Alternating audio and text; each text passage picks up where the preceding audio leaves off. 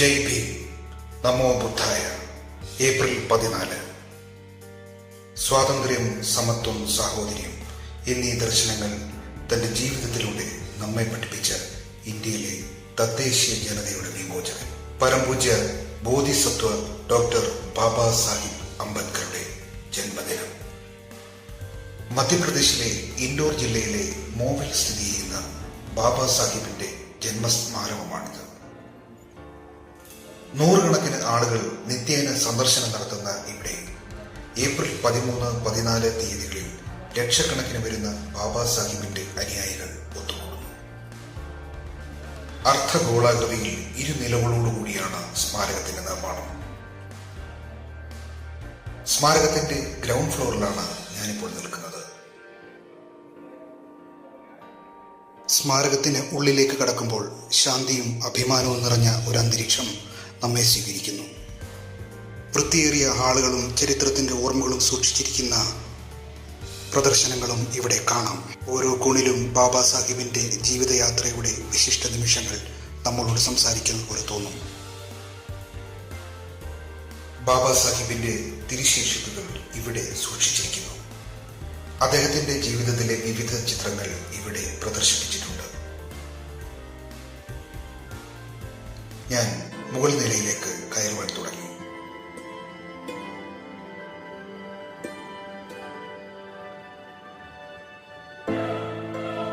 സ്മാരകത്തിന്റെ മുകളിലത്തെ നിലയിൽ അത്ഭുതകരമായ നിമിഷങ്ങളാണ് നമ്മെ കാത്തിരിക്കുന്നത്.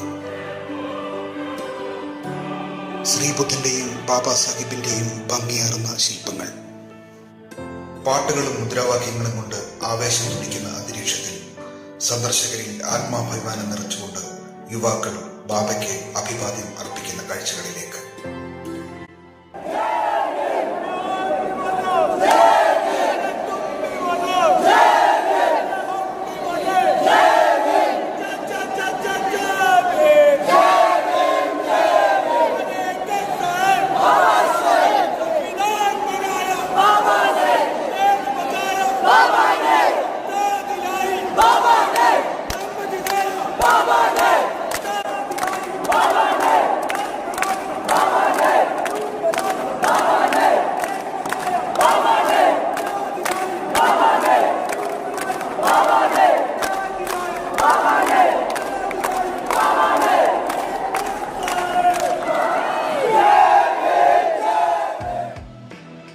ഇത് വെറും ഒരു ആഘോഷമല്ല, ഒരാശയത്തിന്റെ പുനർജനനമാണ്.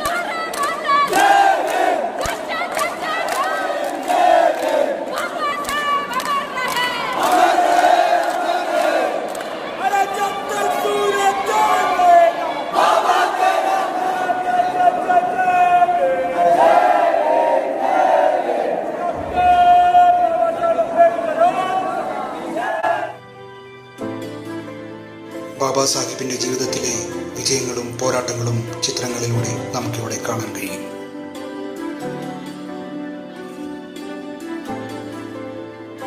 സമത്വം, ജ്ഞാനം, കരുണ, ഈ മൂല്യങ്ങൾ തമ്മിലുള്ള ബന്ധം ഇവിടെ വ്യക്തമായി പ്രതിഫലിക്കുന്നു.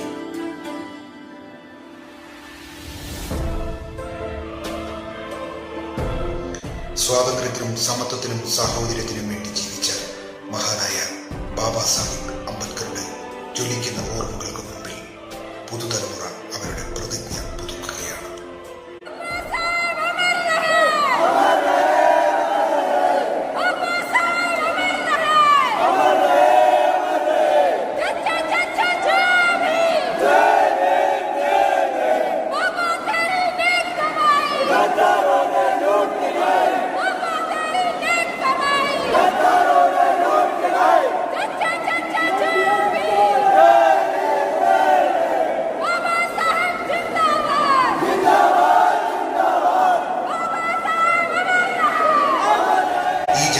ആഘോഷം